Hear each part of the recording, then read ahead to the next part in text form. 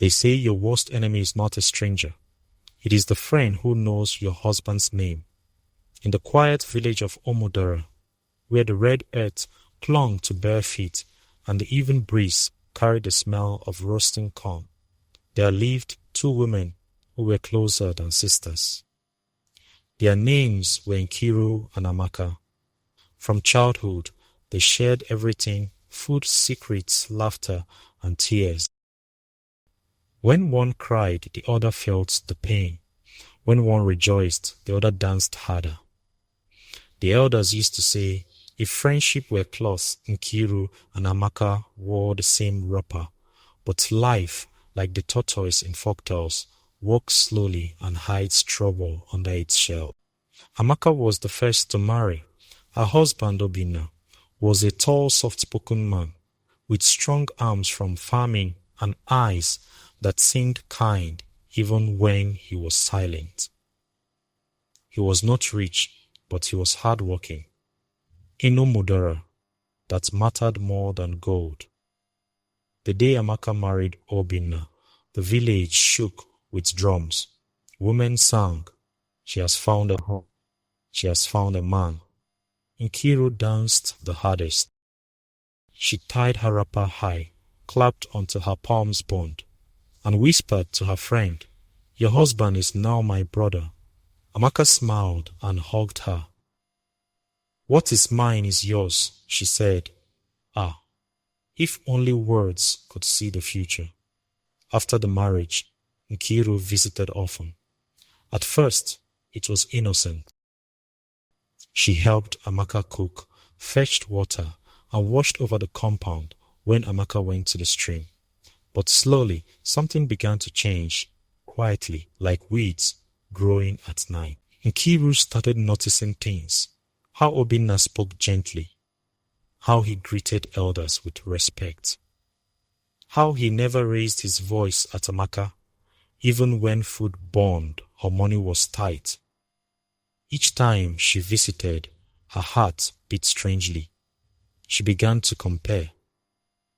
Why is my own life empty? Why does happiness sit in my friend's house? Envy, like a snake, entered her chest and coiled itself comfortably.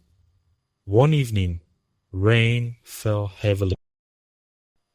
Amaka had gone to help her mother, leaving Nkiru and Obinna alone in the compound. As Obinna split firewood, his shirt clung to his body. Nkiru's eyes followed him without permission.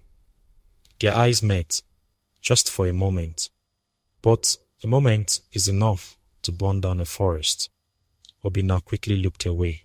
He felt it too, the danger, the wrongness. That night, he barely slept. From that day, Nkiru began dressing differently when she visited. Her laughter became softer, her movements slower, and Obinna began avoiding her. Amaka noticed. "Why do you leave when my friend comes?" she asked her husband one night. Obinna sighed. "I want peace in this house." Amaka laughed. "You men always think too much." But the spirits were watching. One afternoon, Nkiru came to Obinna's farm. "I came to help," she said. Obinna frowned. "My wife did not send you." Nkiru stepped closer, her voice trembling. "Amaka has everything. I have nothing. Even you." Obinna dropped his hoe. "Stop this. You are my wife's friend, but temptation is stubborn." That same night, a mistake happened, one that could never be swallowed back like water. After that day, guilt sat heavily in Obinna's chest.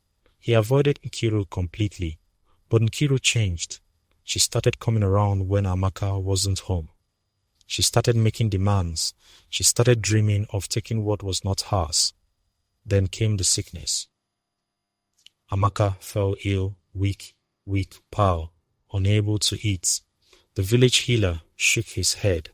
"This sickness is not from the body," he said. "It is from the heart." Nkiru watched quietly. If Amaka dies, she thought, Obinna will be mine. But the ancestors do not sleep.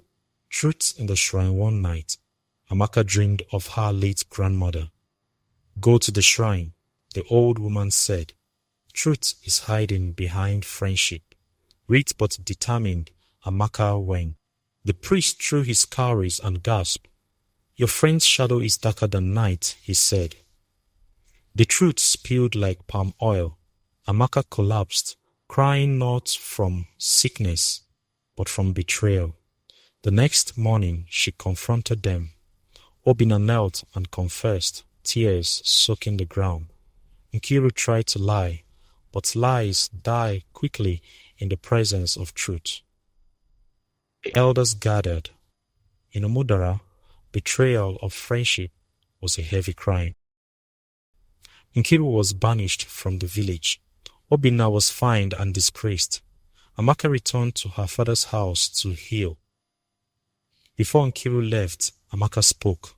I trusted you with my heart.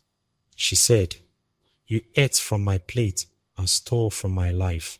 Nkiru cried, but tears cannot wash away broken trust. Years passed. Amaka later remarried and found peace. Obina lived with regret, learning that one mistake can ruin a lifetime. Nkiru wandered from village to village, carrying her shame like a calabash with no bottom. And so the elders say, the snake that bites from friendship is more deadly than the one from the bush. Do not desire what is protected by loyalty, for it will destroy you. Moral of the story, not everything you admire is meant to be yours.